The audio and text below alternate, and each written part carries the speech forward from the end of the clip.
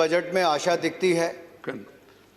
आशा एक नए भारत की mentions can be laid on the table of the House. I am permitting all of them today because it's the last day. Please. धन्यवाद सभापति जी। माननीय सभापति जी, इस बजट में आशा दिखती है। आशा दिखती है एक नए भारत की, सशक्त भारत की, आत्मनिर्भर भारत की। I see a hope for a new India, stronger India and a self-reliant India. It will set us on the path of economic and manufacturing powerhouse. और सर, इसमें विशेष तौर पर देखा जाए तो 34.5% वृद्धि की गई है कैपिटल एक्सपेंडिचर में, जो अपने आप में रिकॉर्ड है। लगभग 5.5 लाख करोड़ रुपया कैपिटल एक्सपेंडिचर इसमें ज़्यादा किया जाएगा। सर, मुझसे जब विपक्ष के नेताओं में मनोज जी कह रहे थे कि आम बजट या खास बजट, सर मैं यही कहना चाहता हूं, अगर हिंदुस्तान के इतिहास में किसी प्रधानमंत्री ने सबसे ज़्यादा गरीबों को गरीबी रेखा से बाहर निकाला है तो उनका नाम नरेंद्र मोदी है। नरेंद्र मोदी जी की सरकार ने किया है। सर देखिए, 10 करोड़ से ज़्यादा गरीबों को शौचालय देना, हर परिवार को पक्का मकान देना, हर गांव तक बिजली पहुंचाना, हर गरीब को मुफ्त में बिजली देना, 4-4 LED के बल्ब देना, और अब हर घर नल और नल से स्वच्छ जल देने का काम भी नरेंद्र मोदी की सरकार करने जा रही है। यही नहीं, अनुसूचित जाति को आप किस में गिनते हो, खास में या आम में? मैं आपसे ही पूछना चाहता हूं। अगर अनुसूचित जाति की बात की जाए सर, तो अक्रॉस मिनिस्ट्रीज 51.65% की बजट में वृद्धि की गई है। लगभग 83,000 करोड़ से बढ़ाकर 1,26,000 करोड़ से ज्यादा किया गया है। सर, सामाजिक न्याय अधिकारिता मंत्रालय किसके लिए काम करता है? सामाजिक न्याय किसके लिए? उस पिछड़े के लिए जिसको आगे लाभ नहीं मिलता था। 28% की वृद्धि अगर उस बजट में की तो नरेंद्र मोदी जी की सरकार ने उसमें करने का काम किया है। यही नहीं, विकलांगों के लिए, दिव्यांग के लिए किस में गिनते हो आप, आम में या खास में? इनके लिए भी बजट में 30% की वृद्धि करके 1171 करोड़ रुपए का बजट उसमें किया गया है। मिशन शक्ति महिलाओं को किस में गिनते हो? 16% की वृद्धि की तो इसमें की है। पोषण 2 अभियान किसके लिए है? उस बच्चे के लिए जो कुपोषण का शिकार होते थे, ये उसी के लिए शुरू किया गया। वो महिलाएं जो अनिमिक रहती थी। टीबी मुक्त भारत किसके लिए? ताकि हम हिंदुस्तान ने जो टारगेट दुनिया से पहले रखा है 2030 नहीं 2025 तक भारत को टीबी मुक्त बनाएंगे, ये भी किसी ने रखा तो नरेंद्र मोदी जी ने रखा। ये आरोप लगाया कि फैमिली सिल्वर बेचने जा रहे हैं। अरे सर, एक तो इनके नेता ने कहा कि हम तो हमारे तो, मैं उस पर नहीं जाऊंगा, लेकिन कौन सी वो 2 कंपनियां थी जिसको आपने देश के बड़े 4 एयरपोर्ट दे दिए? ना आपने दिल्ली छोड़ा, ना मुंबई, ना हैदराबाद, ना बैंगलोर। क्या आप जवाब देंगे? ये 6 एयरपोर्ट्स को प्राइवेटाइज करने का समय आपके समय शुरू हुआ था, जो उसके बाद मिला है। एयर इंडिया की दुर्गति किसने की? क्या हालत थी एयर इंडिया की?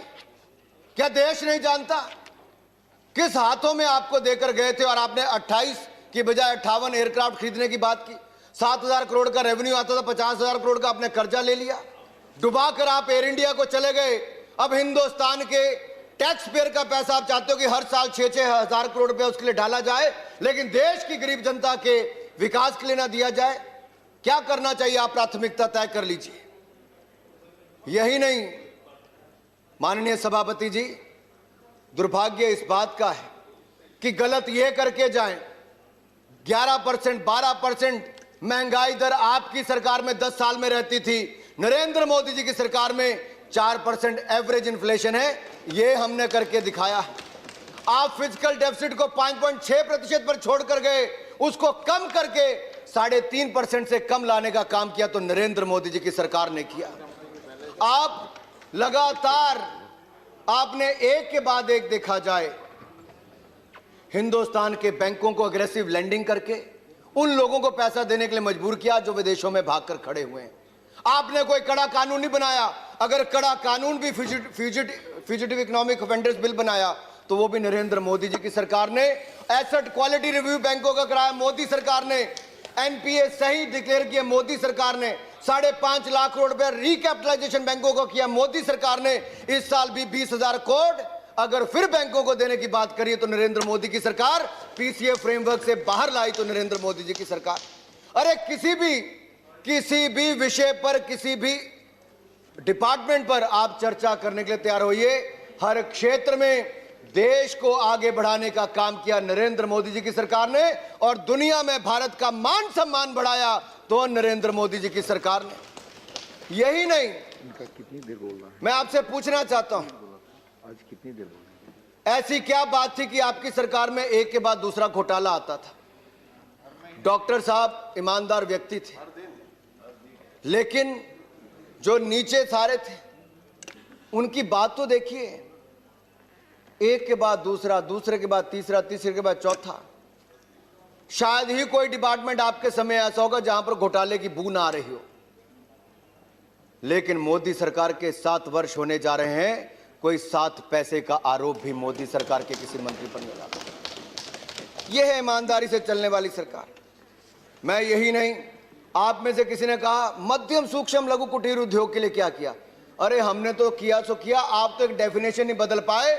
हमने उनकी डेफिनेशन भी बदली, उनकी टर्नओवर लिमिट को भी बढ़ाया, और इस आपदा के समय 3 लाख करोड़ रुपया अगर बगैर किसी गारंटी और कोलैटरल के 20% एडिशनल वर्किंग कैपिटल दी तो नरेंद्र मोदी की सरकार ने देश के मध्यम सूक्ष्म लघु कुटीर उद्योग वालों को दी। सबऑर्डिनेट डेट स्कीम में 30,000 करोड़ रुपया पार्शियल क्रेडिट गारंटी स्कीम में हो। और यही नहीं, cost of lending has also gone down. Sir interest rate लगातार कम हो रहे हैं। आज घरों की खरीद क्यों बढ़ रही है? रियल एस्टेट में तेजी क्यों आई वापस? क्यों मध्यम वर्ग के लोग घर लेना चाहते हैं? क्योंकि उनको 1 साल के लिए हमने वापस और आगे इनकम टैक्स की एग्जम्पशन और जो इंटरेस्ट सब्सिडी थी सर, हमने वो भी बढ़ा दिया। गरीब को घर मिल रहा है। रेरा जैसा कानून, जब सभापति जी पहले मंत्री हुआ करते थे उस समय रेरा के कानून माननीय वेंकैया जी लेकर आए थे, मोदी जी की सरकार में लाए। सर इससे गरीबों को घर मिलने का काम भी हुआ, रुके हुए प्रोजेक्ट उसको भी पूरा करने का काम किया। रिस्ट्रक्चरिंग हमने एमएसएमई के लिए अलाउ की, 25 करोड़ तक के जो अकाउंट थे उसको रेजोल्यूशन लाने का भी, रिस्ट्रक्चरिंग का भी किया। कामत कमेटी ने रिपोर्ट दी 26 सेक्टर की, प्लस हमने एक हेल्थ जोड़ के उनको पैसा देने का काम किया। आप में से किसी ने कहा कि हिंदुस्तान मैन्युफैक्चरिंग हब नहीं बन सकता। अरे इस देश में अपर हाउस में बैठकर अगर कोई ये कह दे कि देश मैन्युफैक्चरिंग हब नहीं बन सकता, दुर्भाग्य सर। हम हिंदुस्तान को दुनिया का सबसे बड़ा स्किल्ड वर्कफोर्स भी बनाएंगे, मैन्युफैक्चरिंग पावर हाउस भी बनाएंगे, और इकोनॉमिक पावर हाउस भी नरेंद्र मोदी जी के नेतृत्व में भारत को बनाएंगे। आत्मनिर्भर भारत का निर्माण करके जाएंगे। माननीय अध्यक्ष जी, हमने कौन से कदम उठाए? प्रोडक्शन लिंक इंसेंटिव स्कीम लेकर आए। मोबाइल में हम लोग केवल दूसरे नंबर पर, हम केवल 2 फैक्ट्रियां थी। मोदी जी के नेतृत्व में हिंदुस्तान इतना आगे बढ़ा, आज दुनिया का दूसरा मोबाइल का सबसे बड़ा निर्माता हिंदुस्तान बनकर तैयार हुआ है। दुनिया भर की बड़ी कंपनीज, एप्पल के 3 से ज्यादा प्लांट यहां पर आए।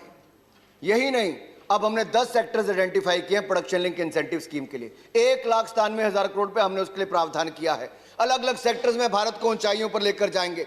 मित्रा स्कीम लेकर आए, स्मृति ईरानी जी का डिपार्टमेंट है। 7 टेक्सटाइल के बड़े पार्क आएंगे सर, एक पार्क में 50 हजार लोगों को रोजगार मिल सकता है। ये संभावनाएं खड़ी हो रही। इसके साथ साथ मेडिकल डिवाइसेस एंड डायग्नोस्टिक के 4 पार्क आएंगे सर। बल्क ड्रग फार्मा, हम हिंदुस्तान की हम दुनिया की फार्मेसी हैं, लेकिन रॉ मटेरियल कहीं और से आता है सर। रॉ मटेरियल यहां पर बने, उसके लिए बल्क ड्रग पार्क 3 बड़े आने वाले हैं। लगभग 50,000 करोड़ से ज्यादा इन्वेस्टमेंट उसमें आएगी सर। फिनटेक हब यहां पे बनाने की हम बात कर रहे हैं। यही नहीं सर, जॉब क्रिएशन, ये पूछते थे कहां से होगी, यहीं से होगी। रियल स्टेट बढ़ रहा है, कंस्ट्रक्शन बढ़ रही है, कैपिटल एक्सपेंडिचर 5.5 लाख करोड़ रुपए हम ज्यादा करने जा रहे हैं। इसका मल्टीप्लायर इफेक्ट होगा तो 2.5 से 3 गुना ज्यादा होगा। क्योंकि पटनायक जी यहां पर बैठे, पटनायक जी बहुत शानदार बात की थी कि उड़ीसा की सेल्फ हेल्प ग्रुप महिलाओं ने कैसे शानदार काम किया। सर मजा आता है सुन के, कोई अपने राज्य के बारे में अच्छा काम किया उसका उल्लेख करे, हमें सीखने को मिलता है। और नरेंद्र मोदी जी की सरकार ने सेल्फ हेल्प ग्रुप की महिलाओं के लिए 10 लाख से बढ़ाकर 20 लाख रुपया उसमें किया, ताकि हमारी बहनें और ज्यादा अपना स्वयं सहायता समूह बना सके। रेड्डी जी हमारे बैठे थे, टर्मिक बोर्ड बनाने के लिए बात की। उन्होंने ये भी कहा कि एनआरआईज के लिए वेलफेयर बोर्ड बने। सर मजा आता है जब कोई विपक्ष का नेता केवल आलोचना नहीं करने की बजाय अच्छे सुझाव दे, सरकार उस पर विचार करती है। और इस बजट को बनाने से पहले हमने लगातार पूरे देश के बुद्धिजीवियों से, अर्थशास्त्रियों से विचार विमर्श भी किया। आपदा के समय भी नरेंद्र मोदी जी ने जो कदम उठाए सर, दुनिया और देश के लोगों से बात करके किया। सभी मुख्यमंत्रियों को ऑन बोर्ड लिया। यही कारण है कि दुनिया के देशों में आज सबसे कम मृत्यु दर है तो हिंदुस्तान उन देशों में से एक है मेरे।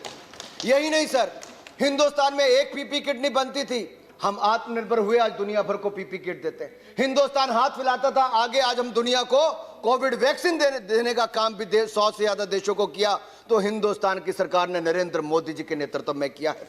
यही नहीं सर, हम आगे और बढ़ेंगे, सेल्फ रिलायंट बनेंगे। सर कुछ बात किसानों पे करके मैं अपनी बात खत्म कर दूंगा सर, क्योंकि बजट में एक बड़ा हिस्सा 65,000 करोड़ का पीएम किसान योजना में दिया। तृणमूल कांग्रेस के एक सांसद ने कहा कि क्यों कम हो गया, इसलिए कम हो गया क्योंकि तृणमूल की सरकार ने पश्चिम बंगाल के किसानों को सर 14,000 रुपया प्रति किसान जो मिलना था उन्होंने देने के लिए मना कर दिया कि हम अपने प्रदेश के किसानों को नहीं देंगे।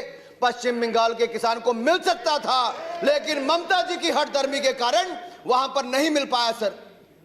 आयुष्मान भारत योजना हो उस राज्य में नहीं मिल पाई, पश्चिम बंगाल में हिंसा का दौर वहां पर चलता है, लोकतंत्र की हत्या वहां पर होती है सर।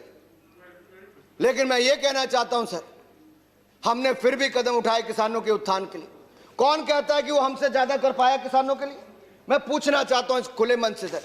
ये लोग कहते हैं काला कानून है, जिनकी नजर ही काली होगी, सोच ही वैसी होगी, उनको ये कानून काला ही नजर आएगा। ये हिंदुस्तान के किसानों की आय को दुगना करने के लिए इस कानून को लाया गया है और हम प्रतिबद्ध हैं, हिंदुस्तान के किसानों की आय को दुगना करके छोड़ेंगे।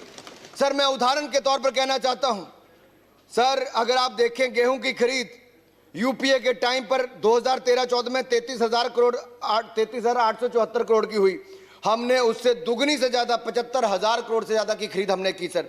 सर धान की खरीद इन्होंने 63,000 करोड़ की हमने 1,72,752 करोड़ की। सर इन्होंने कपास की खरीद मात्र 90 करोड़ की, लेकिन मोदी सरकार में खरीद 25,974 करोड़ की हुई।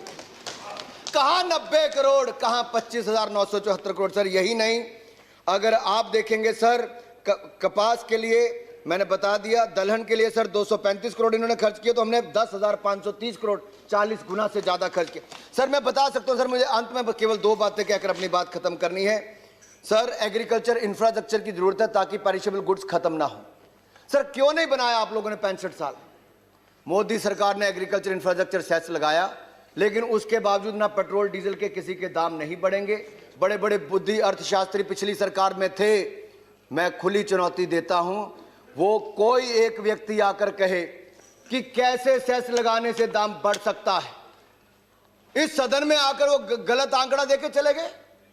दूसरे सदन में जाएं, इस सदन में कहें आप लोग कह दो मंडी खत्म हो जाएगी। मेरी खुली चुनौती है कांग्रेस पार्टी के नेताओं को, कोई बताए कहां किस कानून में लिखा है कि मंडी बंद होगी, कहां लिखा है कि एमएसपी बंद होगा? है कोई कांग्रेस के नेता में दम या विपक्षी दल के नेता में दम जो बताए कि किसी कृषि कानून में कहीं पर भी लिखा है कि मंडी बंद होगी, एमएसपी बंद होगा? अरे देश के गरीब किसान को, भोले भाले किसान को अपनी राजनीति के लिए इस्तेमाल मत कीजिए। ये किसान की आय को दुगना करने का काम हमने लिया है, करके छोड़ेंगे। आप जितना मर्जी भ्रमित कीजिए, महात्मा गांधी के इस देश में नरेंद्र मोदी जी के नेतृत्व में हम हिंदुस्तान को आगे लेकर जाएंगे, आत्मनिर्भर बनाएंगे। और मैं इतना ही कहता हूं, आप जो मंडी खत्म करने की बात करते थे, हम 1000 मंडियों को और सशक्तिकरण और करने जा रहे हैं। आपके पास न तर्क है न तथ्य है, आप तो केवल टकराव की स्थिति पैदा करना चाहते हैं। ऐसी बात बोलो, हेडलाइन बने, नेगेटिव न्यूज चलती रहे।